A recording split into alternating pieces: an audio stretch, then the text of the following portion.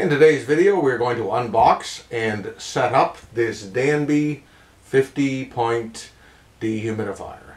I bought this at Costco in October of 2023 for $250. It was marked down by $30. That's $250 Canadian plus tax. I will also put a link below this video to another dehumidifier that I bought, Danby as well. I bought it 3 years ago and I'm using it. It's still working great to this day, but I have it set up in another apartment in this 2-unit building.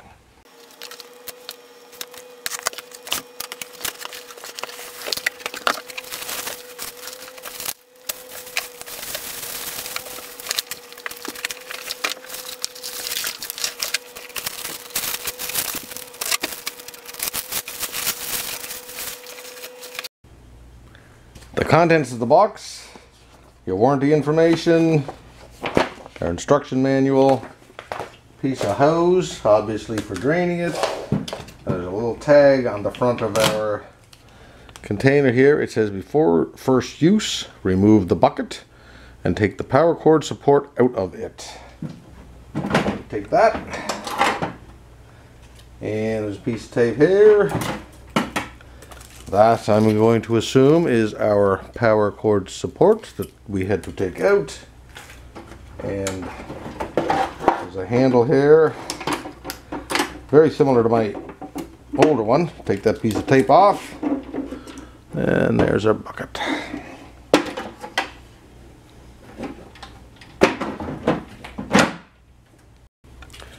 Power cord support is on the back here.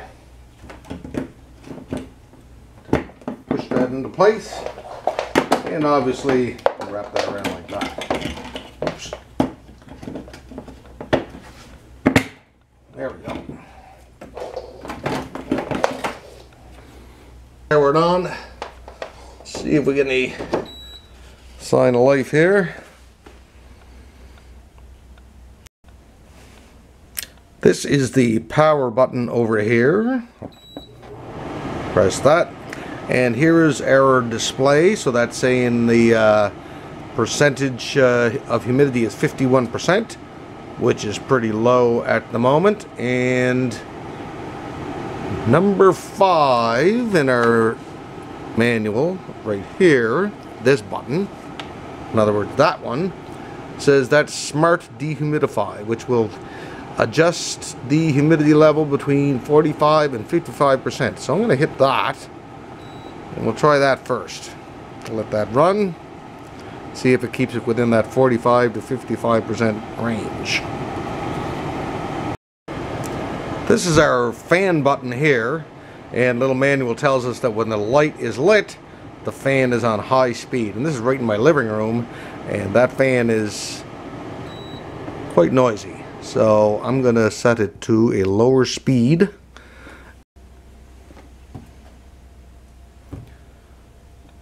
Our instructions did tell us that it would stabilize between 45 and 55%. So I suspect on this smart setting, it's found a little equilibrium there. But I want to just run this thing at the moment.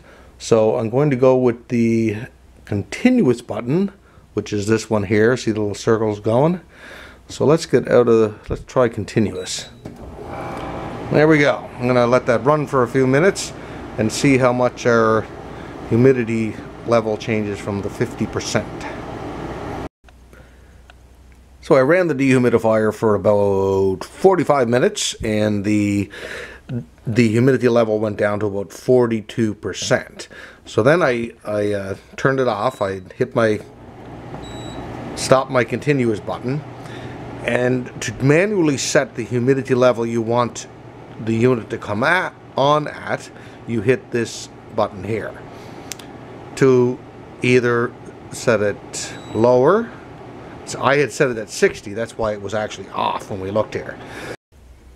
There was a delay of about a couple of minutes before that manual setting kicked in, and you can hear now that the dehumidifier has shut down because this humidity level is lower than what I had set it to. So now to set that back down. I'm just going to change manually down to 45 relative humidity, and you can hear the unit has turned back on. I ran the dehumidifier until the holding tank filled up. It is full. You can see the little red light came on here. This indication came on the display. And there's a float down here, which also, see that little float there? That also indicates that it is now full of water and needs to be emptied. So we're going to empty this the manual way first. Just pop this out, grab our handle. See the handle there. Bear with me for one moment.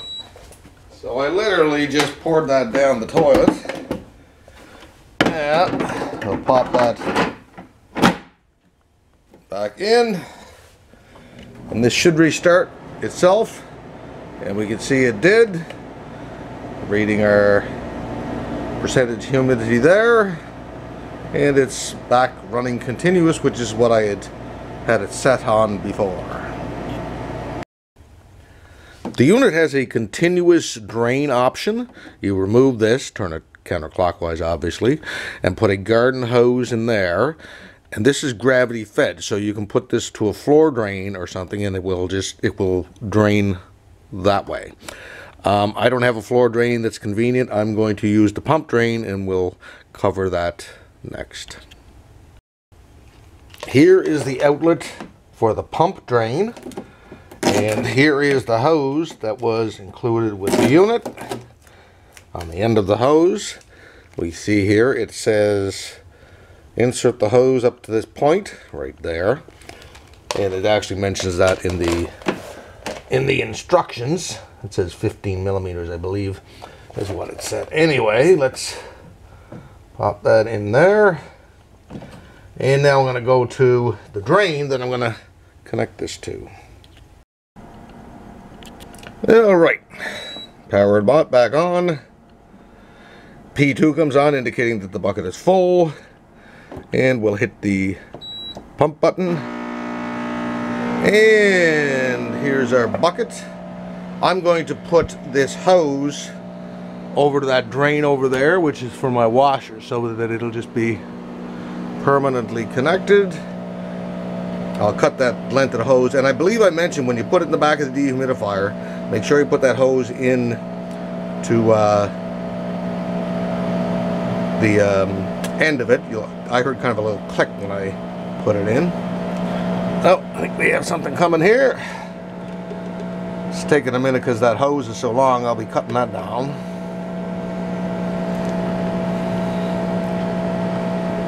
And here we go.